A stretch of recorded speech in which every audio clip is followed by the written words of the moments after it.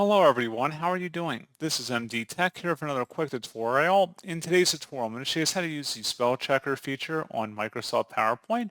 So this should hopefully be a pretty straightforward process here, guys. And without further ado, let's go ahead and jump straight into it. So all you have to do is open up your PowerPoint document and you want to select the Review tab up at the top. Should be an item on the left side above proofing that says spelling. Go ahead and select that.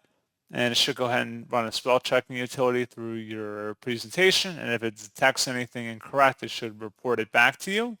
So pretty straightforward process on that. And then you will have an option to go ahead and select the correct word. You can ignore it once, ignore all the occurrences. You can also listen to it as well.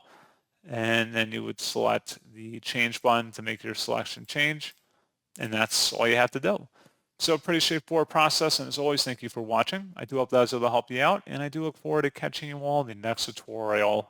Goodbye.